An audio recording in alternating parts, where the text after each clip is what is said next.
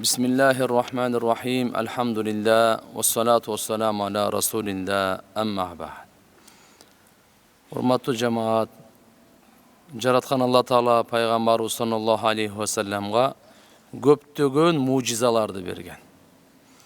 Uşu mucizalardan birisi Peygamber sallallahu aleyhi ve sellem'nin denesinden jipar jıt çıkıp durat ele. Özü atırdı da jakşı göröt ele.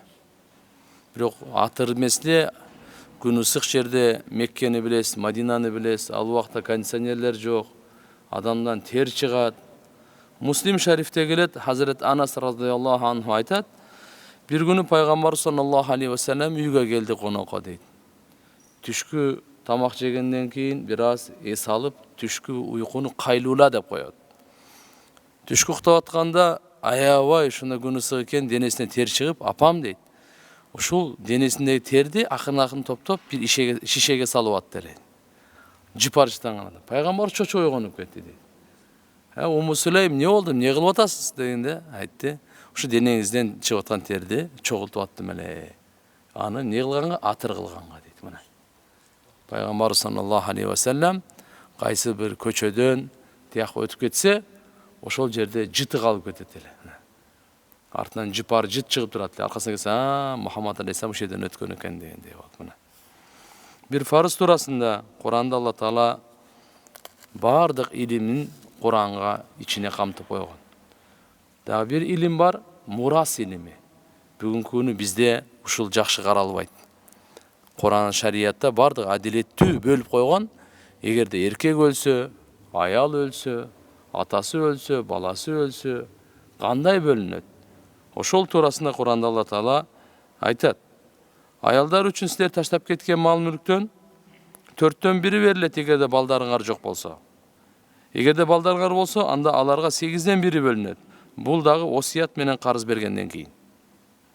Бул деген туугандар, эгерде күйөөсү өлүп калса, анда аялы күйөөсүнүн мүлкүнүн 25% алат экен. Калган эми анын ата-энеси бар, бир туугандары бар дегендей. Эгерде балдары болбосо 25%. Балдары болуп кала турган болсо, сен балаң болсо, анда 8ден 1 алат экен. Карап туруп ал 4төн 1 эмес, 8ден 1. 12,5% болуп калат да мындайча айтканда. Бул дагы качан, эгерде ошол эркектин карызы болсо, карызын бергенден кийин, осият айткан болсо, осиятын бергенден кийин, осиятта 3төн 1ден жүрөт, бергенден кийин алынат мына. Бир сүннөт туурасында Пайгамбар саллаллаху алейхи ва саллям таң эртеңки дуалардын бири Аллахумма бика асбахна ва бика амсайна ва бика нахя ва бика намуту ва илайка нушур деген дуаны окуйт эле. Кечинде Аллахумма ма амса би Аллахумма бика амсайна ва бика амсайна ва бика асбахна ва бика нахя ва бика намут ва илайка масир деп. Пайгамбарыбыз Мухаммад алейхиссаламдан ар учурда туугандар дуалар айтылган, жараткан Аллага кайрыла турган, Алладан сурай турган. Я Алла, мынаке, сенин жардамың менен биз таңга жеттик, сенин жардамың менен кечке жетебиз, сенин жардамың менен я Алла, мынаке жашап атабыз, эми сенин өкүмүң менен дүйнөдөн кайтабыз. Деген бир дуа, ва илайка нушур, кайра тирилүү саңа гана. Кечинде ва илайкал масир, саңа кайтуу саңа гана болсо, ва илайка нушур, кайра тирилүү. Эмне үчүн таң атканда кайра тирилүү? Бул дагы мисалы уйку өлүмдүн агасы дейт. Демек кадимкидей ушу адам өлгөндөн кийин кайра тирилгенди эстеп, мына эртеге да ушундай эле тирилет экенбиз деген мааниде. Бир маанилүү амалдын фазилети туурасында истихара деген намаз бар. Пайгамбарыбыз Мухаммад алейхиссалам сахабаларга жакшы иштерде истихара кылганга буйруган эле. Пайгамбарыбыз айтат, адамдын бактылуулугунун белгилеринен жакшы иштерде истихара кылат Алла Тааладан дейт. Ал эми бактысыздыктын белгилеринен истихара кылбагандыгы дейт. Истихара деп ушу эки жакшы ишке, бир күнөөгө, бир соопко истихара кылынбайт. Экөө тең жакшы иш мисалы, экөө тең жакшы иш. Бул сооданы кылам, же бул сооданы кылам. Же буга турмушка чыксам, буга турмушка чыксам, же буга буну алсам, же болсо буга мындай баш кошсом деген. Кандай гана маселе жакшы иштер болбосун, пайгамбарыбыз истихара үйрөткөн. Истихара деген Алла Тааладан жакшылык талап кылуу дуасы деген сөз.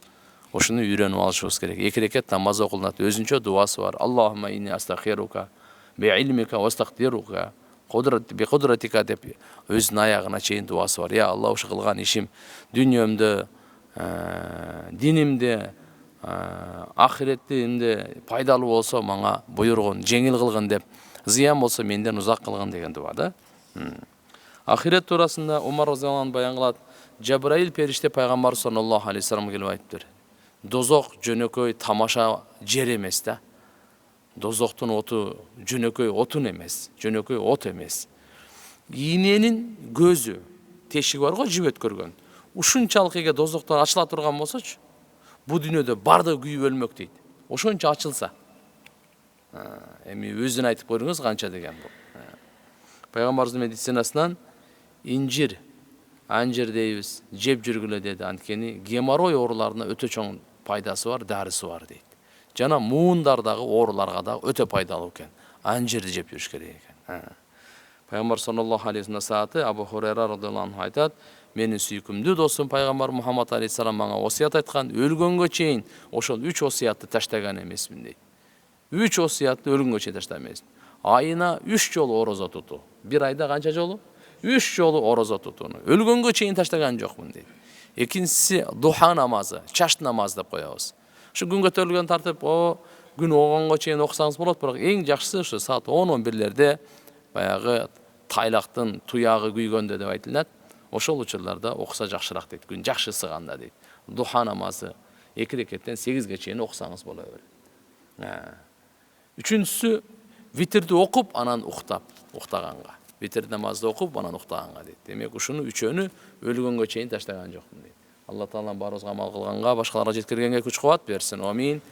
Ва ахиру дa'wana анил хамдулиллахи rabbil alamin. Assalamu alaykum wa rahmatullah.